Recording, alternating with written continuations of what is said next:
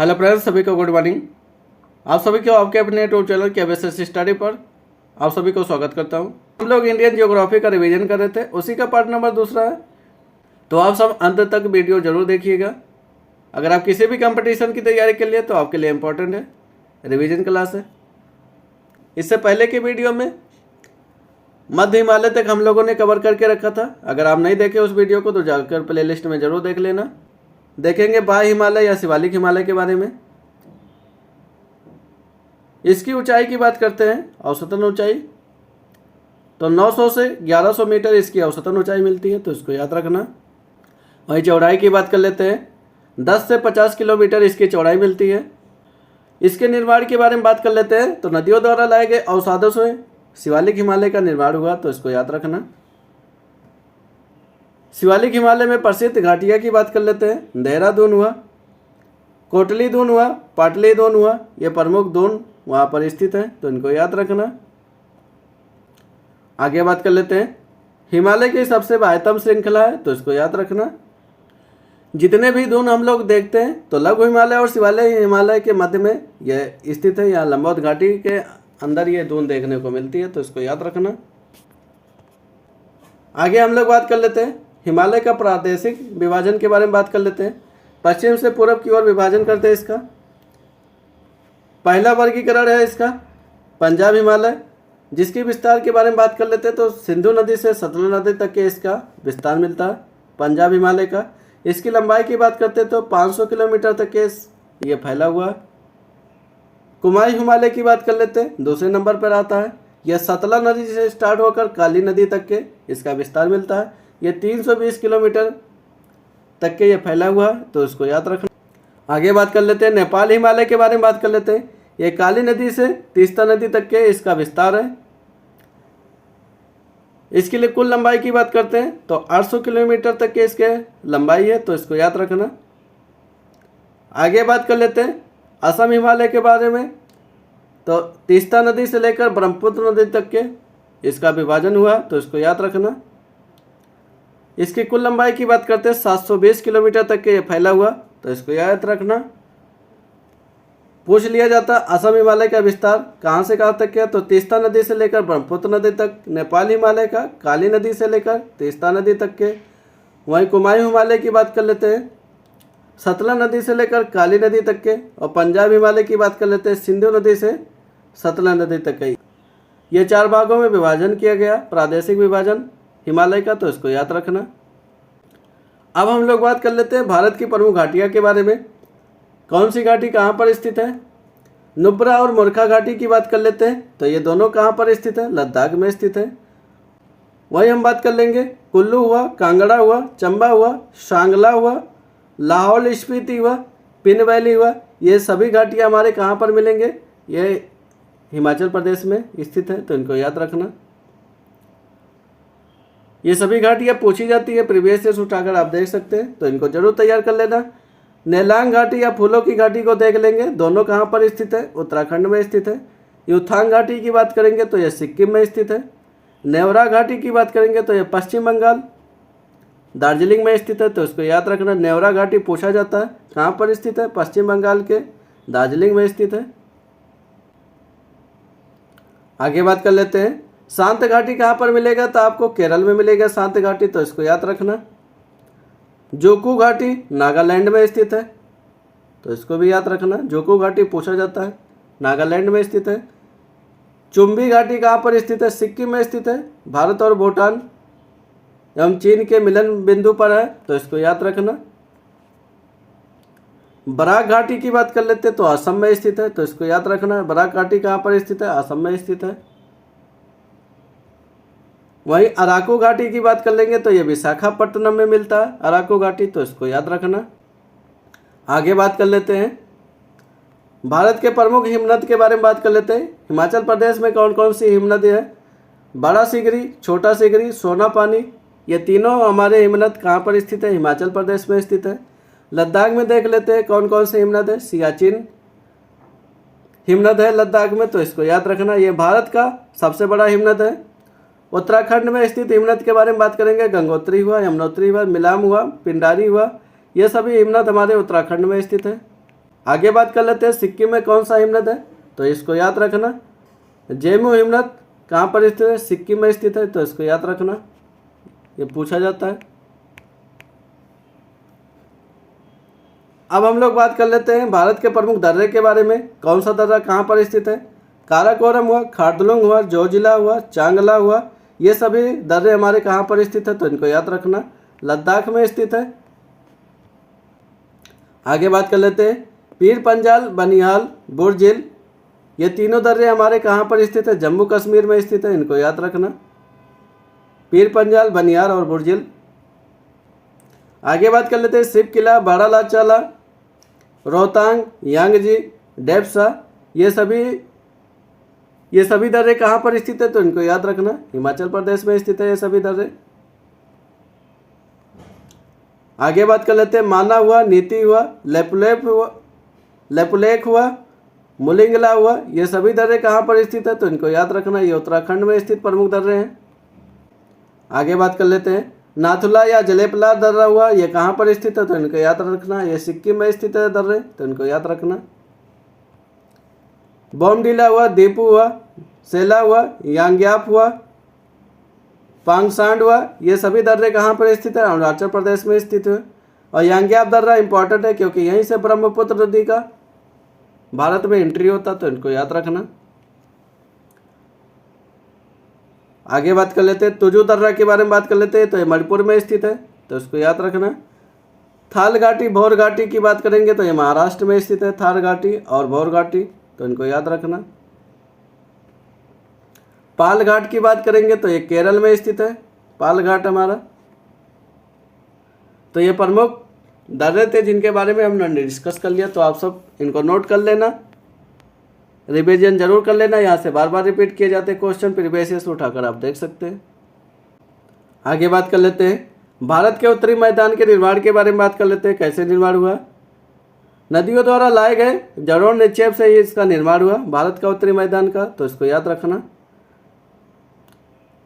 इसकी अधिकतम गहराई की बात करेंगे तो 1000 से 2000 मीटर तक के इसकी अधिकतम गहराई मिलती है, जलोढ़ निक्षेप का अधिकतम गहराई। विस्तार की बात कर लेते हैं, लगभग 7 लाख वर्ग किलोमीटर तक के इसका विस्तार मिलता है। अगर जनसंख्या की बात करेंगे तो यह सघन जनसंख्या वाला क्षेत्र है। आगे बात कर लेंगे तो उत्तर भारत का मैदान की बात कर लेंगे तो यह अत्यधिक उपजाऊ माना जाता है, फसल के लिए अनुकूल माना जाता है, इसको याद रखना। आगे बात कर लेते हैं लंबाई की बात करेंगे तो यह 3200 किलोमीटर तक के इसकी लंबाई मिलती है, तो इसको याद रखना। ये 3200 किलोमीटर तक के ये फैला हुआ है उत्तर भारत का मैदान, तो इसको याद रखना।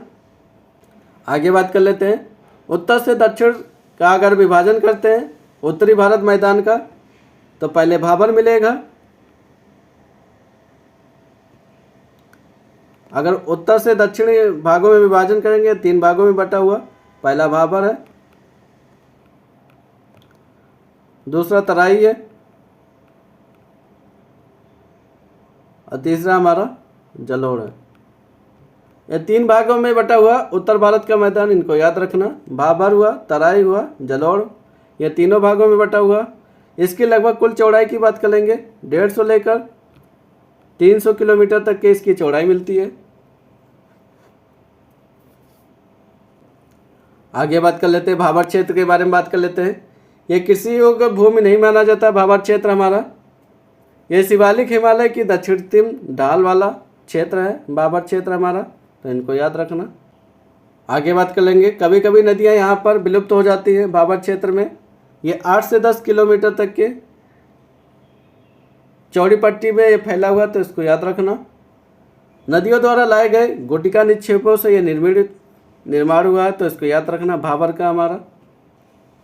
आगे बात करते हैं तराई क्षेत्र का कैसे निर्माण हुआ। नदियों द्वारा लाए गए निक्षेपों से इसका निर्माण हुआ। यह भाबर के निचले क्षेत्र को माना जाता है, यानी भाबर के दक्षिण क्षेत्र में यह तराई क्षेत्र हमारा स्थित है। जंगली एवं वन्यजीव प्राणियों के लिए बहुत अनुकूल माना जाता है यह तराई क्षेत्र, इनको याद रखना। नम एवं दलदली क्षेत्र है यह पूरा।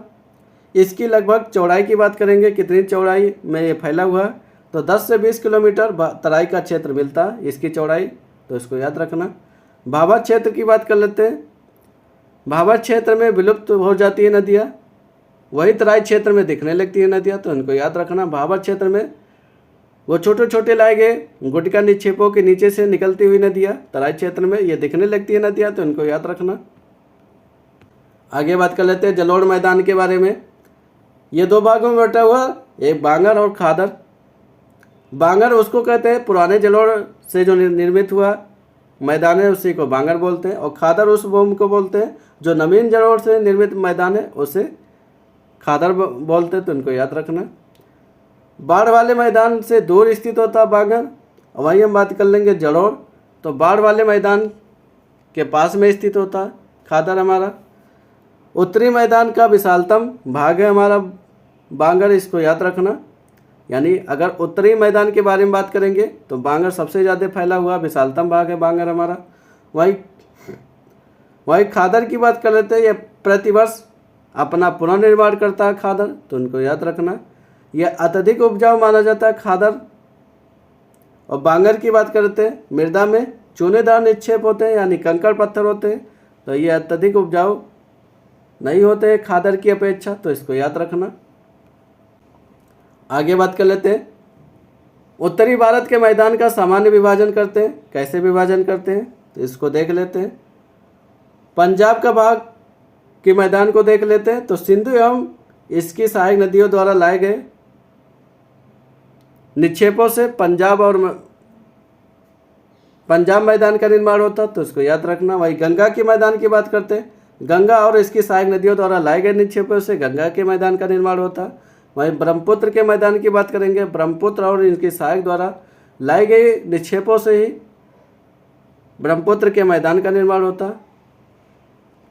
आगे बात कर लेते हैं पंजाब मैदान की बात कर लेते हैं। ये घग्गर और तीस्ता नदियों के मध्य, यानी हरियाणा, दिल्ली, उत्तर प्रदेश, बिहार, झारखंड, पश्चिम बंगाल, ये सभी हमारे पंजाब मैदान में आते हैं, तो इनको याद रखना। अब हम लोग बात कर लेते हैं प्रायद्वीपीय पठार के बारे में। प्रायद्वीपीय पठार की बात कर लेते हैं, उत्तर पश्चिम में या दिल्ली से लेकर कटक तक के ये इसका विस्तार है। और पूर्व में बात कर लेते हैं राजमहल की पहाड़ियाँ तक के इसका पूर्व में विस्तार है। पश्चिम में बात कर लेते हैं गिर की पहाड़ियाँ तक के ये विस्तार मिलता है। और दक्षिण में बात कर लेंगे इलायची की पहाड़ियाँ तक के, यानी कार्डमम हिल तक के इसका विस्तार मिलता है, तो इसको याद रखना। इसके निर्माण की बात कर लेते हैं प्रायद्वीपीय पठार के, तो पुराने क्रिस्टलीय, आग्नेय और रूपांतरित शैलों से इसका निर्माण होता। प्रायद्वीपीय पठार के बारे में बात कर लेते हैं। प्राचीनतम एवं स्थिर भूभाग गोंडवाना भूभाग का ये पार्ट है, तो इसको याद रखना। प्रायद्वीपीय पठार हमारा गोंडवाना भूभाग का भाग है। आगे बात कर लेते हैं ढलान का, तो पश्चिम से पूर्व की ओर इसकी ढलान मिलती है, ऐसे है इसका ढलान, इसको याद रखना। पश्चिम से पूर्व की ओर ढलान है। आगे बात कर लेते हैं अगर प्रायद्वीपीय पठार का विभाजन के बारे में बात कर, प्रायद्वीपीय पठार के विभाजन की बात कर लेते हैं, तो मध्य उच्च भूभाग, यानी नर्मदा के उत्तर में यह स्थित है, तो इसको मध्य उच्च भूभाग हमारा नर्मदा के उत्तर के भाग को बोलते हैं। वहीं दूसरा पार्ट हमारा है दक्कन का पठार, या नर्मदा के दक्षिण के भाग को बोलते हैं, तो इनको याद रखना। यानी नर्मदा से उत्तर हमारा मध्य उच्च भूभाग मिलेगा और नर्मदा से दक्षिण हमारा दक्कन का पठार मिलेगा। और तीसरा हमारा है उत्तर पूर्वी पठार, यानी यह 3 भागों में बटा हुआ प्रायद्वीपीय पठार, इनको याद रखना। मध्य उच्च भूभाग, दक्कन का पठार और उत्तरी पूर्वी का पठार। आगे बात कर लेते हैं पश्चिम और उत्तर पश्चिम भाग में काली मिट्टी का विस्तार मिलता, तो इनको याद रखना। अनेकों पठारों एवं पहाड़ियों से यह निर्मित है, तो इसको याद रखना।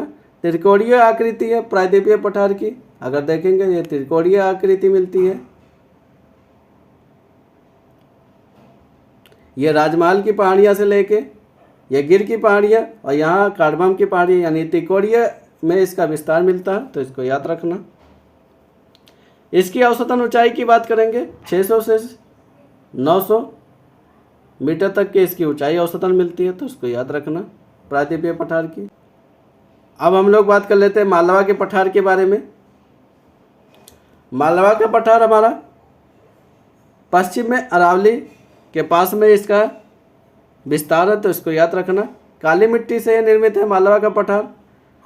पूर्व में अगर बात कर लेंगे तो यह बुंदेलखंड मालवा के पठार के बारे में बात कर लेते हैं। ये पश्चिम में अरावली और पूरब में बुंदेलखंड तक के इसका विस्तार है।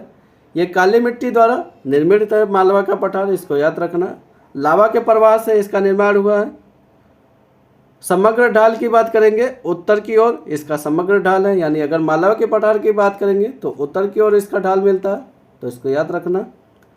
दक्षिण में विंध्य श्रेणी है इसको याद रखना। मालवा के पठार के दक्षिण में बात कर लेंगे तो विंध्य श्रेणी मिलती है, और मालवा पठार की अगर ढाल की बात करेंगे तो उत्तर की ओर ढाल मिलती है, इसीलिए हमारा सोन नदी का बहाव जो है उत्तर की ओर है, इसको याद रखना। तो आज का टॉपिक यहीं तक रखते हैं, आगे नेक्स्ट वीडियो में हम लोग मिलते हैं। तो आप सभी को अंत तक वीडियो में बने रहने के लिए बहुत बहुत धन्यवाद। Thank you.